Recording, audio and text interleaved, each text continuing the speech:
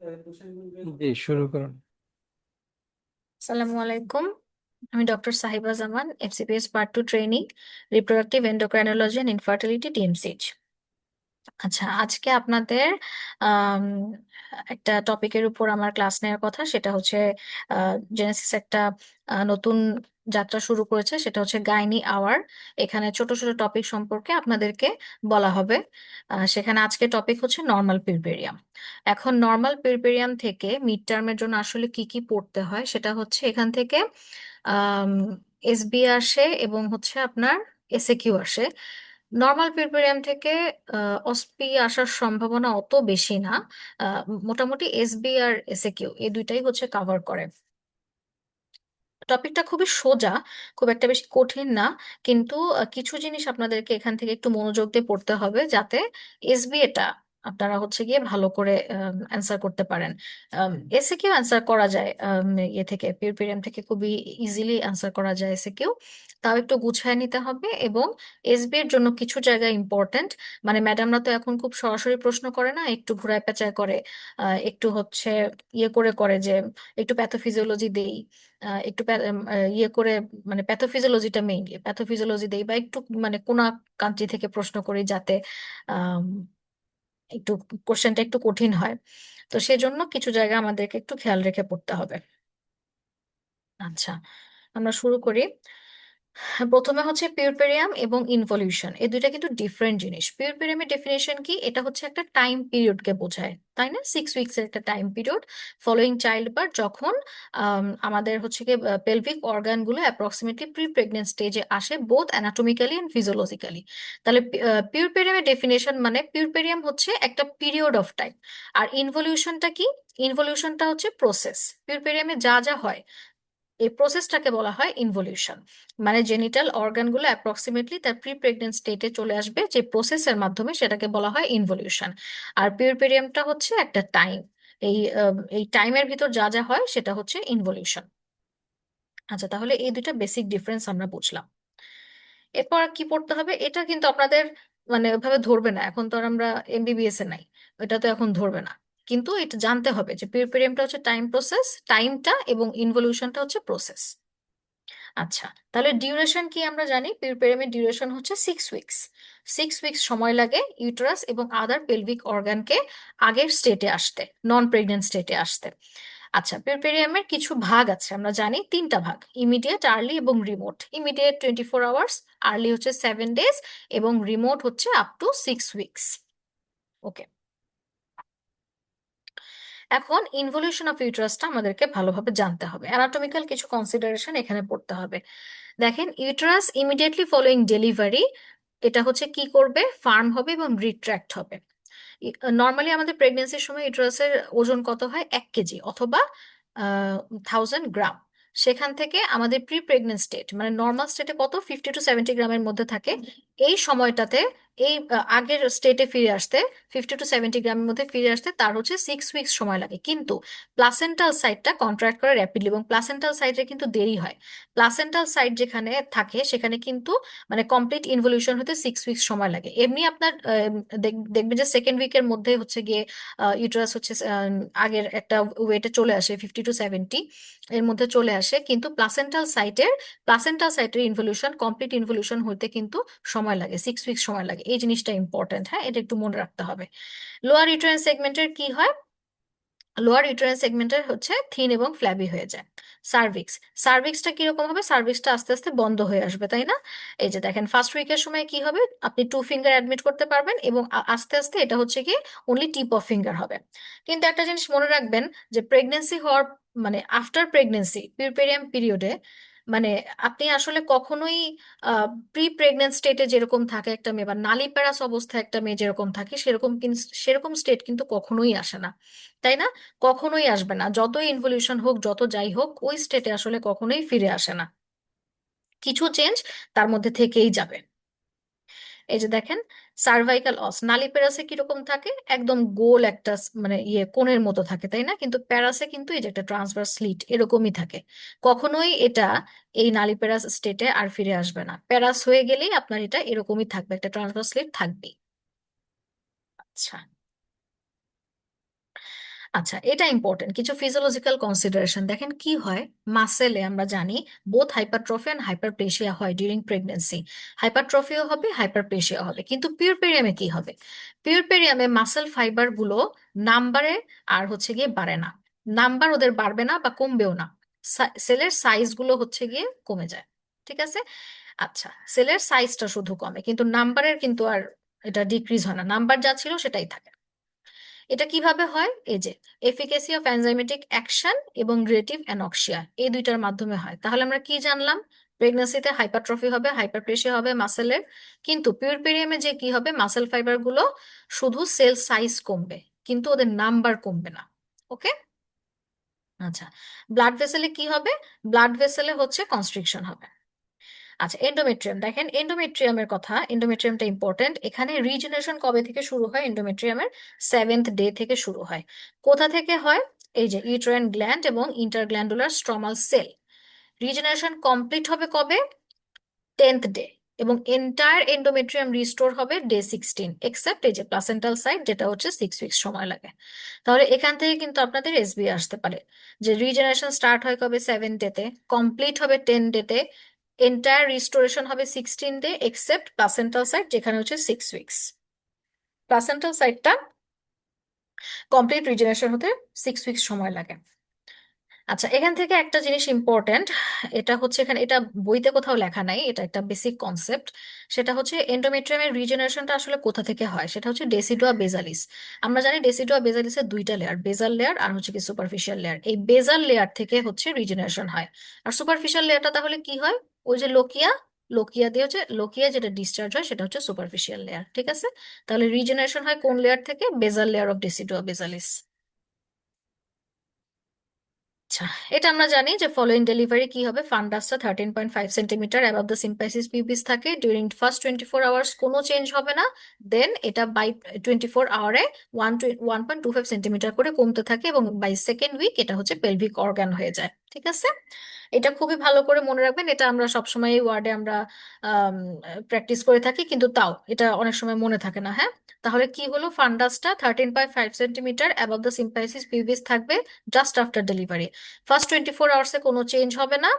দেন 1.25 centimetre করে পার 24 hour change হতে থাকবে, মানে কমতে থাকবে। And at the end of second week এটা পেলভিক অর্গান হয়ে যাবে, ইউট্রাসটা। এখানে আপনাদের আরেকটা জিনিস পড়তে হবে, সেটা হচ্ছে causes of sub involution. Sub ইনভলিউশনের কজ কি? দেখেন, প্রথমটাই হচ্ছে রিটেন প্রোডাক্ট অফ কনসেপশন, এটাই 1 নাম্বার কজ সাব ইনভলিউশনের। আরো কিছু কজ আছে, যেমন হচ্ছে grand multiparity, over distension of uterus, uterine prolapse, uterine fibroid. এই কজগুলো আপনাদেরকে পড়ে রাখতে হবে। কজ অফ সাব ইনভলিউশন এটা যে কোনো সময় আসতে পারে, তবে ইম্পর্টেন্ট কোনটা সেটা হচ্ছে রিটেন প্রোডাক্ট অফ কনসেপশন। ওকে, এখন আমরা পড়বো লোকিয়া নিয়ে। লোকিয়া, এটা মোটামুটি একটা ইম্পর্টেন্ট জিনিস। সেটা আহ, ওরকম তো আমাদের আসে না যে writer short note on lochia, কিন্তু লোকিয়া থেকে এসবিএ আসতে পারে এবং কিছু ছোট ছোট কোশ্চেন আসতে পারে। হ্যাঁ। আচ্ছা, লোকিয়াটা কি? এটা হচ্ছে, it is the vaginal discharge for the first fourth night during puerperium. The discharge originates from the uterine body, cervix and vagina. আচ্ছা, এটার ওডর এবং রিয়াকশন কেমন হবে? এই যে অফেন্সিভ, ফিশি, স্মেলি, আর রিয়াকশনটা হচ্ছে অ্যাসিডিক। আচ্ছা, এই যে ফোর্ট নাইট মানে কি? 14 দিন। ঠিক আছে। আচ্ছা, কালার। কালার এই যে কি, আমরা জানি 3 রকমের লোকিয়া হয় আমাদের, রুব্রা, সেরোসা এবং অ্যালবা। রুব্রা কি? রেড কালার, 1 to 4 ডেজ থাকে। সেরোসা হচ্ছে 5 to 9 ডেজ থাকে, যেটার কালার হচ্ছে ইয়েলোইশ অর পিঙ্ক অর পেল ব্রাউনিশ। আর অ্যালবাটা হচ্ছে পেল হোয়াইট, যেটা 10 to 15 ডেজ, 10 to 15 ডেজে এটা থাকে। আচ্ছা, তাহলে কম্পোজিশনটা কি? দেখেন, লোকিয়া রুব্রা, এটা যেহেতু রেড কালার, মেইনলি কিরকম থাকবে? ব্লাড থাকবে। ব্লাড থাকবে, shreds of fetal membrane and decidua, vernix caseosa, lanugo and meconium. সেরোসাতে কি থাকবে? আরবিসি কম থাকবে, কিন্তু মোর লিউকোসাইট থাকবে। এই মোর লিউকোসাইট থাকা মানেই কিন্তু এটা যে ক্লিনিক্যাল সাইন্স অফ সেপসিস তা কিন্তু না। হ্যাঁ, এই জন্য মনে রাখতে হবে যে 5 to 9 ডেজে আমরা যদি লোকিয়াতে এরকম লিউকোসাইট পাই, সেটার মানেই না যে তার হচ্ছে গিয়ে সে সে পিউরপুরাল সেপসিসের দিকে যাচ্ছে। হ্যাঁ, এটা কিন্তু মাথায় রাখতে হবে আমাদের। আচ্ছা, আর লোকিয়া অ্যালবাতে কি থাকবে? লোকিয়া অ্যালবাতে থাকবে হচ্ছে plenty of decidual cells, leucocyte, mucus, এখানে মেইনলি মিউকাসটাই বেশি থাকে, glandular epithelial cells and micro organism. আচ্ছা, অ্যামাউন্টটা ইম্পর্টেন্ট। কেন ইম্পর্টেন্ট? যদি বেশি ডিসচার্জ হয় সেক্ষেত্রে বুঝতে হবে যে এটা কিন্তু অ্যাবনর্মাল এবং এর পিছনে কিন্তু সেপসিসের কারণটা থাকতে পারে। এজন্য অ্যামাউন্টটা কিন্তু 250 ml এরকম, হ্যাঁ। ডিসচার্জটা ফার্স্ট 5 to 6 days 250 ml থাকবে, এরপর আস্তে আস্তে কমতে থাকবে। আপনি একটা পেশেন্টকে দেখতে গেলেন যে তার 7 দিন হয়ে গেছে বা হচ্ছে 9 দিন হয়ে গেছে, তাও অ্যামাউন্ট অনেক বেশি, সেক্ষেত্রে কিন্তু আমরা সেপসিস বা অন্যান্য কজ আমরা কিন্তু চিন্তা করব, রিটেন প্রোডাক্টস আছে কিনা সেগুলো চিন্তা করব আমরা। নর্মাল ডিউরেশন কত? এই যে 3 weeks এরকমই বলে। ক্লিনিক্যাল ইম্পর্টেন্স, এই যে ক্লিনিক্যাল ইম্পর্টেন্স কি দেখেন, ওডোরটা দেখতে হবে। যদি ম্যাল ওডোরাস থাকে সেক্ষেত্রে কি ইনফেকশন হচ্ছে, রিটেইন থাকতে পারে প্রোডাক্ট, বা কটন পিস থাকতে পারে ইনসাইড দ্য ভ্যাজাইনা। এটা তো খুবই ইম্পর্টেন্ট, এই যে কটন পিস এগুলো থাকলে তো খুবই সমস্যা, তাই না? এগুলো নিয়ে কিন্তু খুব আমাদের কশাস থাকতে হয় এখন। অ্যামাউন্টটা কি? অ্যামাউন্টটা হচ্ছে স্ক্যান্টি অথবা অ্যাবসেন্ট থাকবে, আস্তে আস্তে এটা কমে আসবে। এক্সেসিভ থাকলে সেটা ইন্ডিকেট করবে ইনফেকশন।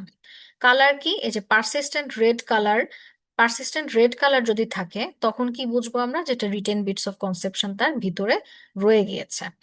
ডিউরেশন, ডিউরেশনও যদি বেশি হয় সেক্ষেত্রে লোকাল জেনিটাল লেশন সাসপেক্ট করব আমরা।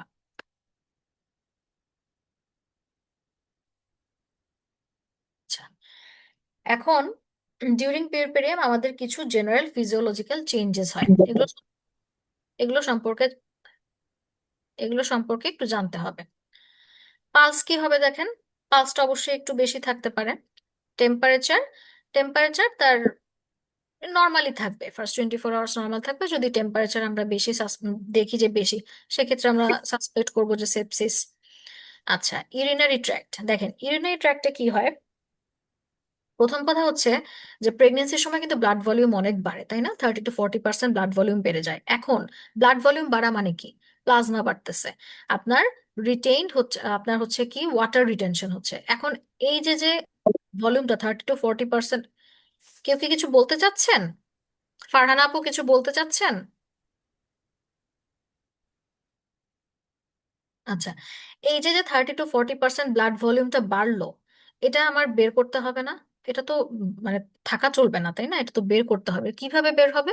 বের হবে বাই ইউরিনারি ট্র্যাক্ট। এজন্য কি হয়? জিএফআর বাড়ে আমাদের, তাই না? ফিজিওলজিক্যাল চেঞ্জেস এর মধ্যে কিন্তু জিএফআর বাড়ে, কিন্তু সাথে আরো কি হতে পারে দেখেন, ব্লাডের ক্যাপাসিটি যেহেতু বাড়ে, ব্লাডার ওভার ডিস্টেনশন হয়। এখন ব্লাডের ওভার ডিস্টেনশন কেন হয়? একটা হচ্ছে আপনার সামনে ব্লাডারে কিন্তু চাপ পড়ে যখন ডেলিভারি হবে, তখন আপনি মানে ব্লাডারের সাথে এদিকে হচ্ছে আপনার সিমফাইসিস পিউবিস, তাহলে ব্লাডারটা কি হচ্ছে, মাঝখানে কিন্তু চাপা পড়ে যাচ্ছে। এখানে অনেক ধরনের নার্ভ প্লেক্সাস থাকে, স্যাক্রাল নার্ভ প্লেক্সাস আর অন্যান্য অনেক ধরনের নার্ভ প্লেক্সাস ইরিটেটেড হতে পারে। ইরিটেটেড হওয়ার কারণে কিন্তু ওভার ডিস্টেনশন হয়। আচ্ছা, আরো কি সাথে হতে পারে আপনার? যে ওভার ডিস্টেনশন হচ্ছে incomplete emptying and presence of residual urine. আচ্ছা, এই রেসিডুয়াল ইউরিন যেহেতু থাকতেছে, এই রেসিডুয়াল ইউরিন থাকার কারণে কি হবে? ইউটিআই হবে। এই জন্য কিন্তু আমাদের এই যে আমরা যখন 3 to 4 ডেজ পরে কিন্তু আমাদের এই ইউটিআই সম্ভাবনাটা অনেক বেশি বেড়ে যায়, তাই না? আচ্ছা, এবং কি হবে? ডায়ুরেসিস হবে। ডায়ুরেসিস কেন হচ্ছে? ওই যে ব্লাড ভলিউম বেশি ছিল, 30 to 40% বেশি বেড়ে গেছিল, সেটা বের করে দিতে হবে। কি দিয়ে বের করব? ইউরিনারি ট্র্যাক্ট দিয়ে বের করবো, এই জন্য জিএফআর বাড়বে। জিএফআর বাড়বে, এই জন্য হচ্ছে কি আপনার ডায়ুরেসিস হবে। ঠিক আছে? ইউনাইট্রাক্টের এই জিনিসটা ইম্পর্টেন্ট, এটা কিন্তু জিজ্ঞেস করে তো কি কি হতে পারে।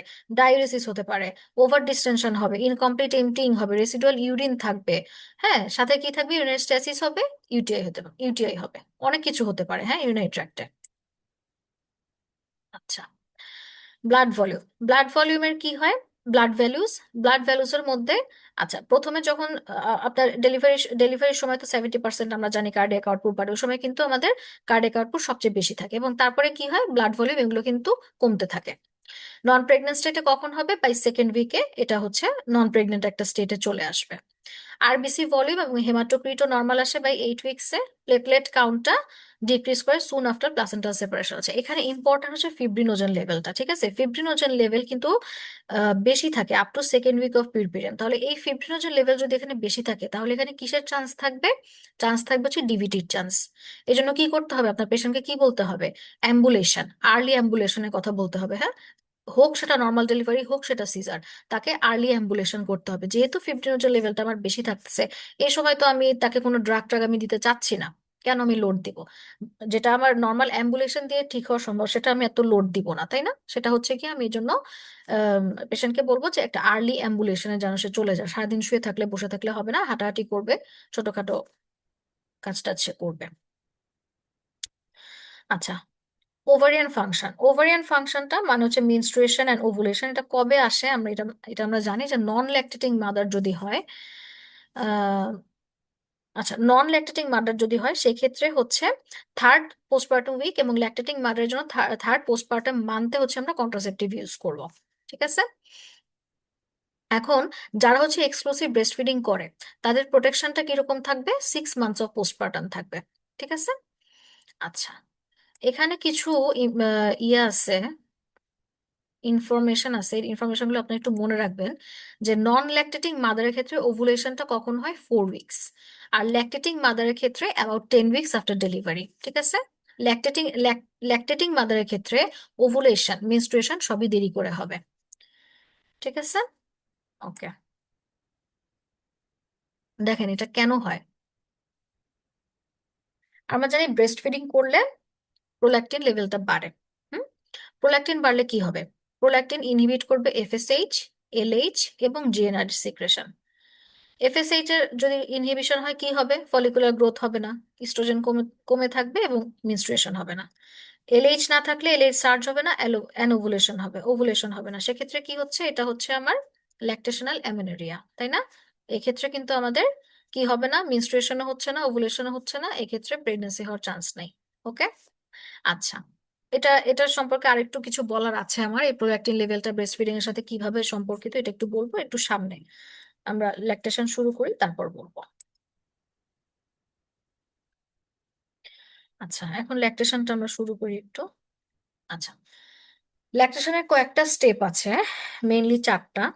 সেটা হচ্ছে কি দেখেন: ম্যামোজেনেসিস, ল্যাক্টোজেনেসিস, গ্যালাক্টোকাইনেসিস অ্যান্ড গ্যালাক্টোপোয়েসিস। তাহলে ম্যামোজেনেসিস কি? ম্যামোজেনেসিস হচ্ছে প্রিপারেশন অফ দ্য ব্রেস্ট। মানে ল্যাকটেশন শুরু হওয়ার আগে মানে প্রেগনেন্ট স্টেটে একটা ব্রেস্টকে প্রিপেয়ার যেভাবে করা হয় সেটা হচ্ছে ম্যামোজেনেসিস উপায়ে। আচ্ছা, এরপরে কি? Synthesis and secretion from the breast alveoli, এটা হচ্ছে ল্যাক্টোজেনেসিস। আচ্ছা, এরপর হচ্ছে ইজেকশন অফ মিল্ক, গ্যালাক্টোকাইনেসিস, এবং মেনটেন করতে হবে ল্যাকটেশন, সেটা হচ্ছে বাই গ্যালাক্টোপোয়েসিস। আচ্ছা, তাহলে ম্যামোজেনেসিস কি? Associated with remarkable growth of both ductal এবং লোবিও অ্যালভিওলার সিস্টেম। তাহলে কি হবে? ডাক্টেরও গ্রোথ হতে হবে এবং অ্যালভিওলাসেরও গ্রোথ হতে হবে। এবং এই লাইনটা খুবই ইম্পর্টেন্ট যে ইনট্যাক্ট নার্ভ সাপ্লাই কিন্তু দরকার নাই। গ্রোথ অফ মেমারি গ্ল্যান্ডের জন্য intact nerve supply is not essential. আচ্ছা, ল্যাক্টোজেনেসিস দেখেন, মিল্ক সিক্রেশন কি হয়? থার্ড অর ফোর্থ পোস্টপার্টাম ডেতে শুরু হয় অ্যাক্টিভ মিল্ক সিক্রেশন। এর আগে যা থাকে সেটা কোলোস্ট্রাম। এখন এই মিল্ক সিক্রেশন, এই ল্যাক্টোজেনেসিসের জন্য আমাদের কি কি হরমোন লাগে? Prolactin, insulin, growth hormone, glucocorticoid, এগুলো হচ্ছে হরমোন ফর ল্যাক্টোজেনেসিস। ঠিক আছে। আচ্ছা, আর মিল্ক সিক্রেশনের জন্য nursing effort is not essential. গ্যালাক্টোকাইনেসিসের কি হরমোন? অক্সিটোসিন। এবং গ্যালাক্টোপোয়েসিসের জন্য প্রোল্যাকটিন। এই দুটা খুব ভালো করে মনে রাখবেন, হ্যাঁ। এটা কিন্তু এসবিএ তে আসে যে গ্যালাক্টোকাইনেসিসের কি হরমোন? অক্সিটোসিন। আর গ্যালাক্টোপোয়েসিস হচ্ছে প্রোল্যাকটিন। আচ্ছা, এই প্রোল্যাকটিনের সাথে আম, মানে এই যে আগের যে স্লাইডটা,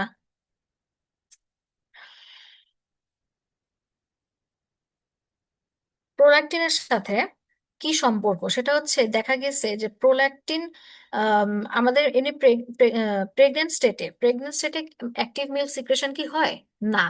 কেন হয় না? কারণ তখন প্রজেস্টেরন থাকে।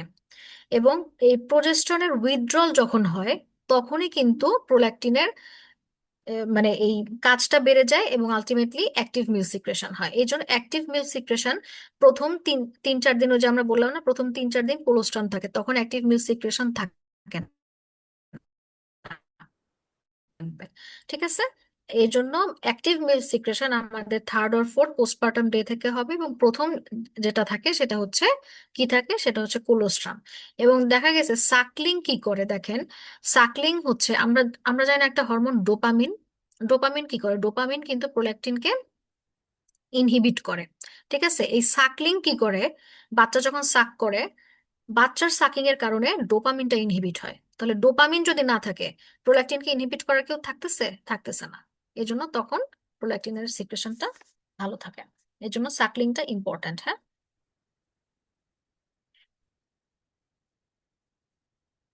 আচ্ছা, দেখেন এই চার্টটা, ল্যাকটেশনটা আসলে কিভাবে হয়। এই যে সাকলিং ইন মিল্ক কিভাবে যাবে এটা, থোরাসিক 4, 5, 6 সেন্সরি নার্ভ দিয়ে যাবে হচ্ছে আমাদের হাইপোথ্যালামাসে, স্টিমুলাস যাবে হাইপোথ্যালামাসে। হাইপোথ্যালামাস থেকে এই স্টিমুলাস কোথায় আসবে, পোস্টেরিয়র পিটুইটারি, তাই না? অক্সিটোসিন থাকে কোথায়, পোস্টেরিয়র পিটুইটারিতে। পোস্টেরিয়র পিটুইটারি থেকে এটা বাই ব্লাড স্ট্রিম এটা হচ্ছে ম্যামারি গ্ল্যান্ডে আসবে। ম্যামারি গ্ল্যান্ডে কি সেল থাকে, myo epithelial cell. Myo epithelial cell থেকে এরপরে মিল্ক লেট ডাউন রিফ্লেক্স হয়। ঠিক আছে, তাহলে থোরাসিক 4, 5, 6 সেন্সরি নার্ভ দিয়ে বাই স্পাইনাল কর্ড এটা যাচ্ছে, স্টিমুলাস যাচ্ছে হচ্ছে হাইপোথ্যালামাস। হাইপোথ্যালামাস থেকে স্টিমুলাস যাবে পোস্টেরিয়র পিটুইটারি থেকে, পিটুইটারি থেকে পোস্টেরিয়র পিটুইটারিতে। পোস্টেরিয়র পিটুইটারি থেকে অক্সিটোসিন সিক্রেশন হবে বাই ব্লাড স্ট্রিম, এটা আসবে হচ্ছে মায়ো এপিথেলিয়াল সেলসে। সেখান থেকে মিল্ক লেট ডাউন রিফ্লেক্স শুরু হবে। আচ্ছা, এখানে কিছু কথাবার্তা লেখা আছে দেখেন। মিল্ক প্রোডাকশন কতটুক হয় সেটা হচ্ছে 500 to 800 ml। আর স্টিমুলেশন কি কি দিয়ে হবে, to put the baby to the breast, 1 ঘন্টা পর পর করতে হবে এটা, বা 1 ঘন্টার মধ্যে করতে হয় আর কি। Plenty of fluid to drink, avoid breast engorgement, এটা দিকে খেয়াল রাখতে হবে যে ব্রেস্ট এনগর্জমেন্ট হলো কিনা, অ্যাবসেস এগুলো হলো কিনা এটা খেয়াল রাখতে হবে। এবং হচ্ছে early and exclusive breast feeding করতে হবে, in correct position is encouraged. আচ্ছা, এরপর কি আমরা এই যে ইমপ্রুভ করার জন্য কি দেই, মেটোপ্রোপামাইড, এবং সাপ্রেশনের দেই, সাপ্রেশনের জন্য দেই হচ্ছে ব্রোমোক্রিপ্টিন। হ্যাঁ, এই এই ড্রাগগুলো কিন্তু এখন আসে এসবিএ তে, ম্যাডামরা জিজ্ঞেস করে যে কি ড্রাগ দিবা। হুম, আচ্ছা, এখন প্রিন্সিপালস অফ ম্যানেজমেন্ট, একটা নর্মাল একটা পিউরপেরিয়ামের পেশেন্টকে আপনি কিভাবে ম্যানেজ করবেন। প্রথমে হচ্ছে আমার প্রিন্সিপালস কি ম্যানেজমেন্টের, কি কি করব পিউরপেরিয়ামে, আমার উদ্দেশ্য কি, সেটা হচ্ছে রিস্টোর করব health of the mother, infection prevent করব, টেক কেয়ার করব ব্রেস্টে, অ্যান্ড এবং হচ্ছে প্রমোশন করব এক্সক্লুসিভ ব্রেস্ট ফিডিং, এবং হচ্ছে মাদারকে কন্ট্রাসেপশনের জন্য আমি বলবো, মোটিভেট করব। তাহলে কি কি করলাম দেখেন, অনেক কাজ কিন্তু। রিস্টোর করতে হবে হেলথ অফ দ্য মাদার, তার প্রিভেন্ট করতে হবে ইনফেকশন, ব্রেস্টের কেয়ার নিতে হবে, অ্যান্ড প্রমোট করতে হবে কি এক্সক্লুসিভ ব্রেস্ট ফিডিং। সাথে আরো কি করতে হবে, মোটিভেট করতে হবে মাদার ফর কন্ট্রাসেপশন। আমাদের দেশের মানুষ কিন্তু কন্ট্রাসেপশন নিতেই চায় না, তাই না? ওদেরকে কিন্তু অনেক বলে বলে তারপরে কন্ট্রাসেপশন নিতে হয়। আচ্ছা, তারপর হচ্ছে এই যে exclusive breast feeding, exclusive breast ফিডিংও তারা করতে চায় না, পানি দেয়, তারপর হচ্ছে মধু দেয়, কত কিছু দেয়, তাই না? মানে ব্রেস্ট মিল্ক বাদে তারা সবকিছু দিতে রাজি, কিন্তু ব্রেস্ট ফিডিং তারা করবে না।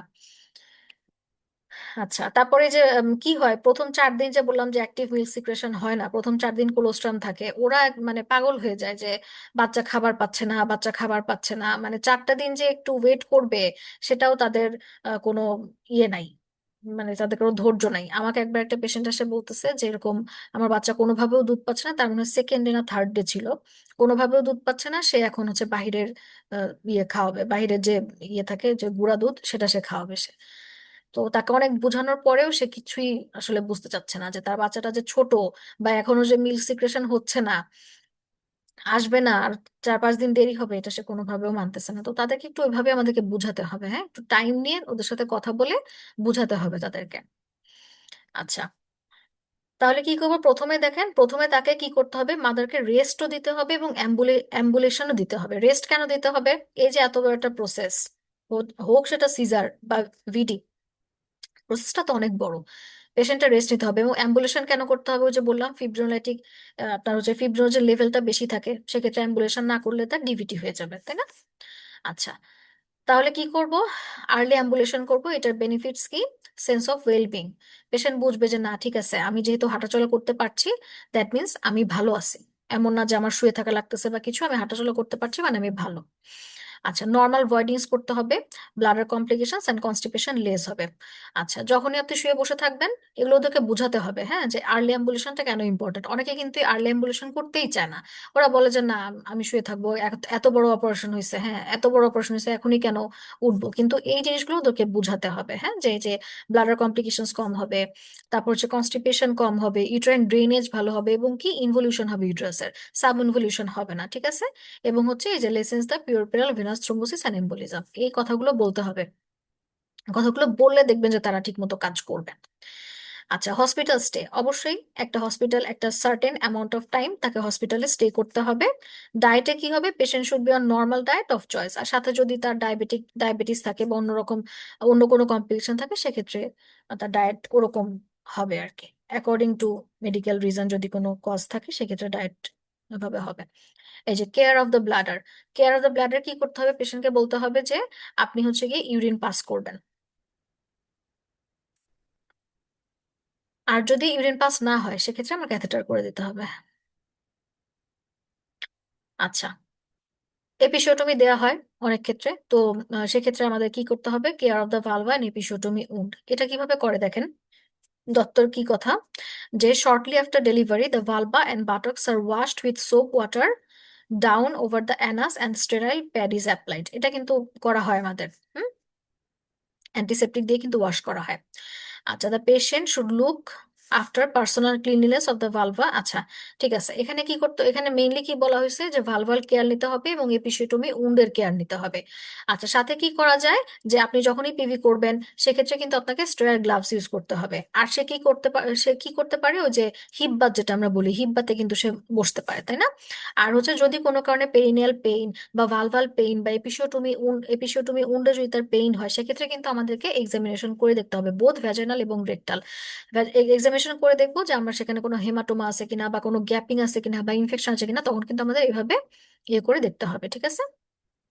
কিন্তু সেটাও খুবই জেন্টলি করতে হবে।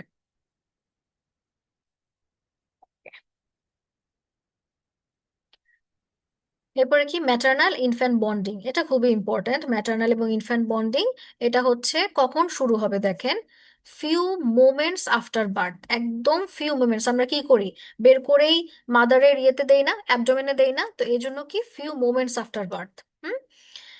আচ্ছা, কি কি করা হয়, আচ্ছা এখানে কি হয়, this helps the mother with art of the baby so that she can take care of the baby while at home. আচ্ছা, আর baby friendly hospital initiative promotion এগুলো করা হচ্ছে এখন। সাথে আমাদের কি করতে হবে, অ্যাসেপসিস অ্যান্টিসেপটিক্স অবশ্যই মেনটেন করতে হবে ফার্স্ট উইক অফ পিরিয়ডে, না হলে কি হবে, পিউরোরাল সেপসিস হওয়ার সম্ভাবনা থাকবে, উন্ড ইনফেকশন হওয়ার সম্ভাবনা থাকে, তারপর আপনার পালমোনারি এম্বোলিজম, অনেক কিছু হওয়ার সম্ভাবনা থাকে, তাই না। অ্যাবনর্মাল পিউরোপেরিয়ামের দিকে যাওয়ার কিন্তু অনেক সম্ভাবনা হয়ে যায়।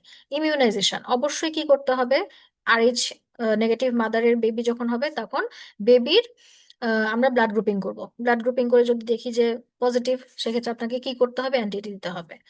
আচ্ছা, তারপর হচ্ছে কি করতে হবে, এই যে রুবেলা যদি থাকে সেক্ষেত্রে ভ্যাকসিন দিতে হবে। আর বুস্টার ডোজ কি দিব, টেটানাস, টক্সয়েড, হেপাটাইটিস বি, এগুলো হচ্ছে all safe during pregnancy and, মানে এগুলো হচ্ছে ব্রেস্ট ফিডিং এর সময় সেফ। আর হচ্ছে ডিসচার্জের সময় দিব, যদি হচ্ছে প্রেগনেন্সির সময় না দেওয়া হয় সেক্ষেত্রে হচ্ছে আমরা এটা ডিসচার্জের সময় দিয়ে দিব পেশেন্টকে। আচ্ছা, আপনাদের এই কোশ্চেনটা কিন্তু আসে। যদি এই কোশ্চেনটা নাও আসে সেক্ষেত্রেও আপনার এটা পড়ে যেতে হবে কেন, যে আম, ধরেন ব্রেস্ট এনগর্জমেন্ট, ঠিক আছে, ব্রেস্ট এনগর্জমেন্ট বা হচ্ছে গিয়ে ব্রেস্টের অ্যাবসেস, সেক্ষেত্রে কিন্তু আপনাকে এটা এটা এই কোশ্চেনে মানে লেজ হিসাবে আপনাকে এইগুলো লিখে আসতে হবে। যদি আসে ধরেন প্রিভেনশন, তখন এই জিনিসগুলো আপনাকে লিখে আসতে হবে, যে প্রিভেনশন তো করলাম, তো প্রিভেনশনের আমার অ্যাডভান্টেজ কি। অ্যাডভান্টেজ কি দেখেন, বেনিফিটস টু দ্য বেবি, এগুলো আমাদের সেই এমবিবিএস এর পড়া। কমপ্লিট ফুড, এটা আর্লি ডাইজেস্ট হয়, ইনফেকশনের এগেনস্টে প্রোটেকশন দিবে, ইমোশনাল বন্ডিং হবে, বেবির better brain growth and intelligence হবে, লোয়ার হবে চাইল্ডহুড ক্যান্সারের ইনসিডেন্সটা লোয়ার হবে। মাদারের কি হবে, এই যে ইনভলিউশন হবে ইউটারাসের, ডিলেস প্রেগনেন্সি যেটা আমরা পড়লাম, হচ্ছে ল্যাকটেশনাল অ্যামেনোরিয়া, আর হচ্ছে lowers the risk of breast and ovarian cancer. ঠিক আছে। আচ্ছা, এই যে সায়েন্স অফ প্রপার পজিশনিং আর হচ্ছে গুড অ্যাটাচমেন্ট, এটাও পড়তে হবে। হ্যাঁ, এটাও কিন্তু আপনারা ওই যে একটু অ্যান্সারটা বড় করার জন্য বা একটু সুন্দর করে গুছানোর জন্য কিন্তু আপনারা এই জিনিসগুলো দিতে পারেন। হ্যাঁ, ওগুলো দিলে ভালো মার্ক আসে। প্রপার পজিশনিং কি? আর এটা কিন্তু জিজ্ঞেস করে, এটা আপনার অস্পিতেও আসতে পারে, তাই না? পজিশনিং এখন কিন্তু অস্পিটা একটু অন্যরকম হয়ে গেছে। আমি ধরেন 10টা পড়ে গেলাম, এই 10টার মধ্যে থেকে আসবে, এটা কিন্তু হয় না। যদি দিয়ে দেয় এটা হসপিটাল দিয়ে দিতেও পারে। যে দেখাও কিভাবে প্রপার পজিশনিং করে, কিভাবে অ্যাটাচমেন্ট হয়। তাহলে প্রপার পজিশনিংটা কি দেখেন, হোল বডি সাপোর্ট করতে হবে, বডি থাকবে close to the mother, straight থাকবে হেড অ্যান্ড বডি, এবং facing breast, nose opposite to the nipple. ঠিক আছে, এটা হচ্ছে পজিশনিং। আর অ্যাটাচমেন্ট কি? গুড অ্যাটাচমেন্ট সেটা হচ্ছে baby's chin is touching the breast, baby's mouth is widely open, lower lip is turn outwards, এবং more areola is seen above than below. ঠিক আছে, এই স্লাইডটা অবশ্যই পড়বেন, এই স্লাইডটা অবশ্যই অবশ্যই পড়বেন। এটা যে কোনো সময় যে কোনো কিছুতে চলে আসতে পারে, ইভেন অস্পিতেও আসতে পারে। আচ্ছা, এখন ডাব্লিউএইচও রেকমেন্ডেড কিছু পোস্টনাটাল ভিজিট আছে আমাদের, 4টা ভিজিট, তাই না? এটা হচ্ছে ডাব্লিউএইচও রেকমেন্ডেড একদম মিনিমাম ভিজিট। যদি কারো অন্য ধরনের কোনো প্রবলেম হয়ে যায়, অন্যান্য প্রবলেম হয়ে যায়, সেক্ষেত্রে কিন্তু আমাদের ভিজিট আরো ফ্রিকুয়েন্টলি হবে। কিন্তু একটা নর্মাল পেরিপেরিয়ামের ক্ষেত্রে ভিজিট হচ্ছে 4টা।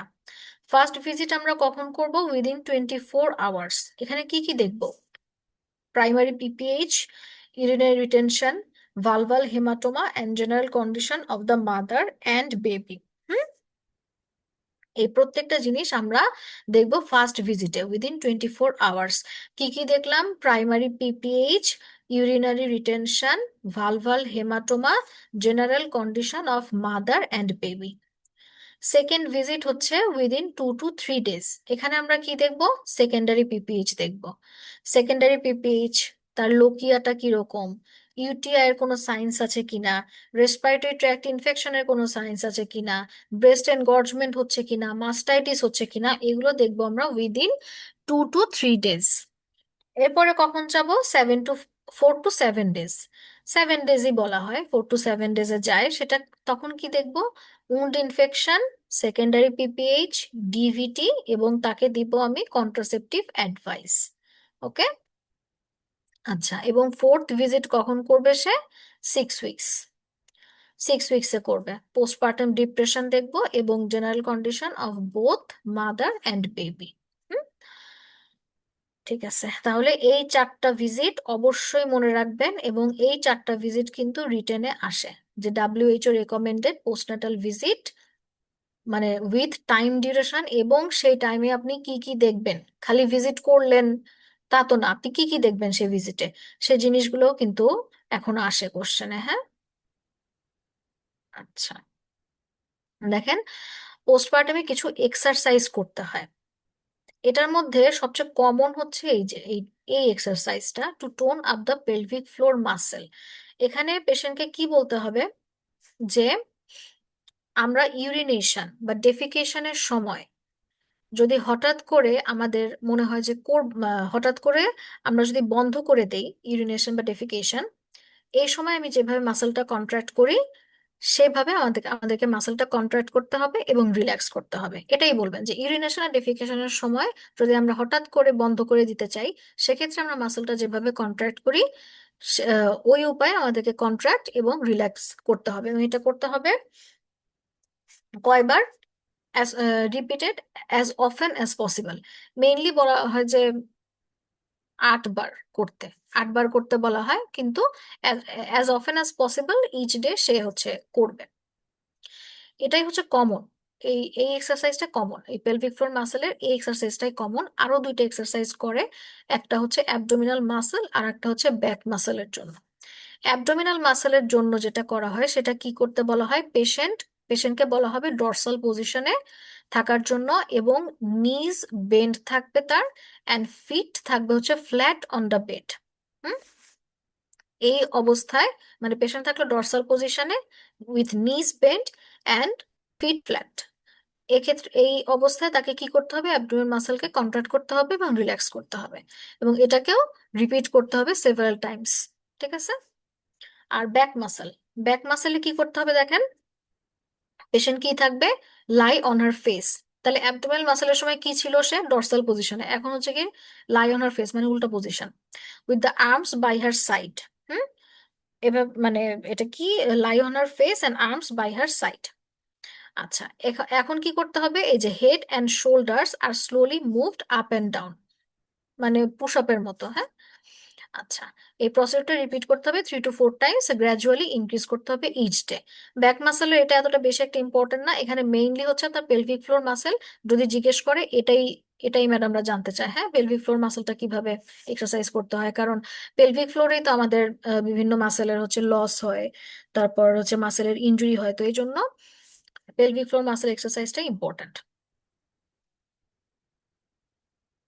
আচ্ছা,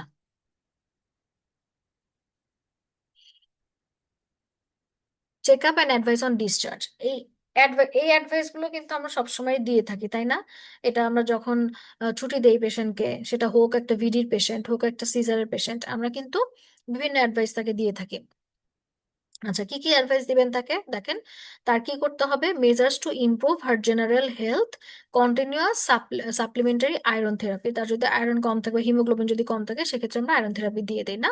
এই যে পোস্টনাটাল এক্সারসাইজ গুলো সে করবে, যার যেটা দরকার, যার যেটা যাকে যেটা স্যুট করে বা যার যেটা দরকার, সেক্ষেত্রে আমরা পোস্টনাটাল এক্সারসাইজ সেভাবে বলে দিব।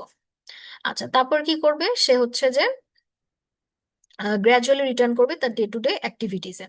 Breast feeding and care of the newborn, exclusive breast feeding করতে হবে বেবিকে আপ টু 6 মান্থ, এটা বলতে হবে। আচ্ছা, sexual activity may be resumed when the lacerations or episiotomy wound are well healed. Hmm, episiotomy থাকলে সেক্ষেত্রে সেক্সুয়াল অ্যাক্টিভিটিতে কিন্তু একে তো প্রিকশনস নিতে হবে, এবং সেটা কিন্তু একটু দেরি করতে হবে। আচ্ছা, তারপরে কি দেবো আমরা, ফ্যামিলি প্ল্যানিং অ্যাডভাইস দিব এবং গাইডেন্স দিব, কন্ট্রাসেপশন। আচ্ছা, এবার এটা কিভাবে করতে হবে দেখেন, যে নন ল্যাকটেটিং যারা, যারা ব্রেস্ট ফিড করতেছে না, তাদেরকে কন্ট্রাসেপশন দিব আমি আফটার 3 উইকস, এবং ল্যাকটেটিং ওমেনে after 3 months, 3 months after delivery এটা হচ্ছে কি শুরু করবে, ঠিক আছে? কন্ট্রাসেপটিভ অ্যাডভাইস কিন্তু দিতে হবে। আচ্ছা, এরপরে কি আছে দেখেন, মেথড অফ কন্ট্রাসেপশন। এই মেথড অফ কন্ট্রাসেপশন আমরা কি কি দিব, এটাও কিন্তু এখন আসে, হ্যাঁ কন্ট্রাসেপটিভ মেজার্স কিন্তু ম্যাডামরা এখন খুব খুব জোর দেয় এটার উপরে। আচ্ছা, ন্যাচারাল কন্ট্রাসেপশন যেটা, এক্সক্লুসিভ ব্রেস্ট ফিডিং করলে 98% কন্ট্রাসেপটিভ প্রোটেকশন পাওয়া যায় ফর 6 মান্থ, এটা আমরা জানি। আর কি ইউজ করা যায়, সবচেয়ে কমন এবং সবচেয়ে ভালো যে পদ্ধতি, সেটা হচ্ছে ব্যারিয়ার মেথড। আরো কি ইউজ করি আমরা, স্টেরয়েডাল কন্ট্রাসেপটিভ দেই, তাই না? স্টেরয়েডাল কন্ট্রাসেপটিভের মধ্যে কোনটা দেই, প্রজেস্টেরন অনলি পিল, এখানে কিন্তু ওসিপি দেয়া যাবে না, প্রজেস্টেরন অনলি পিল দেই। তারপরে আর কি দেই আমরা, হচ্ছে কিছু এই যে লং অ্যাক্টিং রিভার্সিবল কন্ট্রাসেপটিভস দেওয়া হয়, যেটা হচ্ছে আইইউসিটি। ঠিক আছে, আইইউসিটি দেওয়া হয়, এবং হচ্ছে গিয়ে ইনজেক্টেবলসও দেওয়া হয়। আরো কি দেওয়া হয়, এই যে লেভোনরজেস্ট্রাল ইমপ্ল্যান্টস, নেক্সপ্ল্যানন, এগুলো দেওয়া হয়। ঠিক আছে, মেইনলি কোনগুলো দেওয়া হয়, মেইনলি হচ্ছে আমরা প্রজেস্টেরন অনলি পিল দেই, তারপর হচ্ছে লেভোনরজেস্ট্রাল যেটা ইমপ্ল্যান্ট, আর হচ্ছে আইইউসিডি দেওয়া হয়। আচ্ছা, আইইউসিডি, এই যে হ্যাঁ এটা বলতে চাচ্ছিলাম, পিপিআইসিডি দেখেন, পিপিআইসিডি কখন ইনসার্ট করবেন, এক্ষেত্রে হচ্ছে যদি আপনি ভিডি হয় তখন পোস্ট প্লাসেন্টাল, প্লাসেন্টা আউট হওয়ার পরে within 10 minutes of placental delivery আমরা হচ্ছে এটা দিয়ে দিব, হ্যাঁ। অথবা কি দেওয়া যায়, উইদিন 48 আওয়ার্স পোস্টপার্টাম, কিন্তু এই সময় দিয়ে দেওয়াই বেটার, এই সময় দিয়ে দেওয়াই হচ্ছে সহজ। হুম, আর হচ্ছে সিজার হলে, সিজার হইলেও ওই তো মানে ইয়ে দেওয়ার আগে, ইনসিশন দেওয়ার আগে আপনি হচ্ছে দিয়ে দিবেন। ওকে, ইনসিশন দেওয়ার আগে আইসিডি ইনসার্শন করবেন আফটার প্লাসেন্টাল ডেলিভারি। স্টেরিলাইজেশন একটা প্রসেস, স্টেরিলাইজেশন কাদেরকে করব, যাদের হচ্ছে ফ্যামিলি কমপ্লিট, সেক্ষেত্রে ভ্যাসেক্টমি করা যায় অথবা লাইগেশন। আর হচ্ছে to have postnatal check up after 6 weeks. আচ্ছা, এখানে সাথে এগুলো তো আছেই, সাথে কিন্তু এটা তো কন্ট্রাসেপটিভ মেথড, এখানে মানে এটা তো আপনার ডিসচার্জের অ্যাডভাইস, এখানে কিন্তু আরো কিছু জিনিস আপনারা দিতে পারেন, অ্যাড করতে পারেন, হ্যাঁ। আমরা ওই যে ছোট ছোট করে যে লিখে দেই, যে বেবির ক্ষেত্রে কিছু জিনিস, টিকা দেওয়ার কথা বলি, তারপর হচ্ছে বেবির কোনো প্রবলেম হলে তাকে পেডিয়াট্রিশিয়ান দেখাতে হবে এটা বলি, অ্যাবস্টিনেন্স, এরপরে হচ্ছে গিয়ে ভারী কাজ করা যাবে না, এই টাইপের কথাবার্তা আমরা কিছু বলি না, সেগুলো আপনারা অ্যাড করে দিবেন, হ্যাঁ। Thank you. খুবই ছোট একটা ক্লাস ছিল কিন্তু খুবই ইম্পর্ট্যান্ট। এখান থেকে আপনাদের এসবি আসে, এসএকিউ আসে, এই জিনিসগুলো কিন্তু খেয়াল রাখতে হবে। এবং খুবই ছোট একটা টপিক, নর্মাল পিপিএম খুবই ইজি এবং খুবই ছোট একটা টপিক। আপনারা এটা যে আজকে পড়াই দিলাম, এটা বাসায় জাস্ট আধা ঘন্টা পড়বেন, আধা ঘন্টা থেকে 45 মিনিট পড়লে দেখবেন যে আপনার পুরো জিনিসটা একদম মাথায় ঢুকে গেছে। দাগায় দাগায় পড়বেন। খুবই ছোট একটা টপিক, খুবই ছোট এবং খুবই ইজি। এই জিনিসটা পড়তে সময় লাগে না, বাট এখান থেকে কোশ্চেন আসে এবং এগুলো লেখাও খুব সহজ। খুবই ইজিলি আপনারা নাম্বার ক্যারি করতে পারবেন এখান থেকে। Thank you.